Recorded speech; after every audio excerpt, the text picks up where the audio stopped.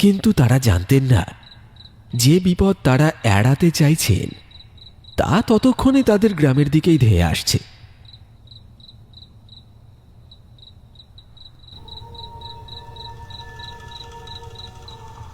আরে ওটা কিসের শব্দ? এত রাতে কে কে এমন করে আসছে? হ্যাঁ, আলোটা ভালো করে ধর তো, রতন না?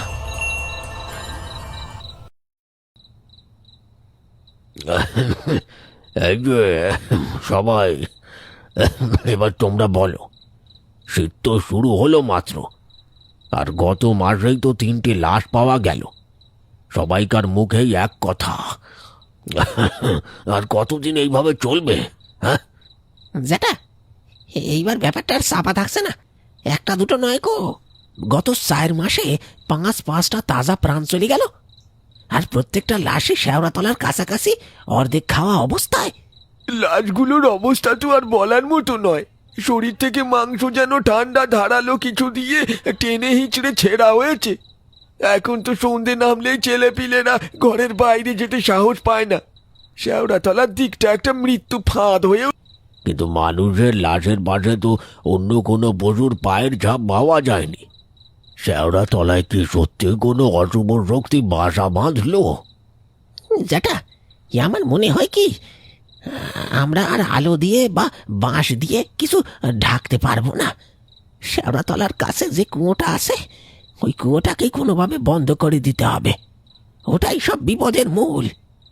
না না জ্যাঠা, কুয়ো বন্ধ করলে হয় নাকি? ওটা তো 100 বছরের পুরনো। লোকে বলে কুয়োর ভেতরে একটা মন্দির ছিল। বড় করতে গেলে যদি উল্টো আরো বড় বিপদ ডেকে আনি। আরে ঠিক আছে ঠিক আছে, আর তোরা একটু চুপ কর। কুয়ো নিয়ে বাড়াবাড়ি করা ঠিক হবে না, তবে একটা কাজ করতে হবে। আমি ভাবছিলাম শেওড়া গাছটা যেটা কুয়োর উপর ঝুঁকে আছে, ওই গাছটার কয়েকটা পুরনো ডাল কেটে ফেললে কেমন হয়? ডাল কাটবেন? তাতে কি হবে?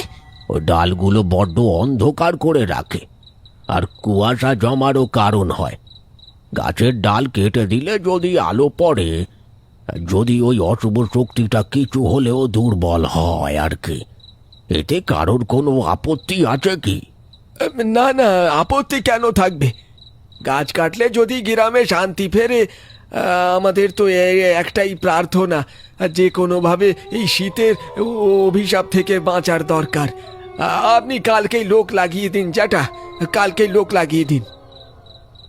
মণ্ডল জ্যাঠা এবং গ্রামের বাকি প্রবীণরা সবেমাত্র একটা সিদ্ধান্ত নিয়েছে। তারা ভাবছেন শেওড়াতলার ডালপালা কেটে দিলেই বুঝি এই মাসের পর মাস ধরে চলতে থাকা মৃত্যু আর আতঙ্কের অবসান হবে।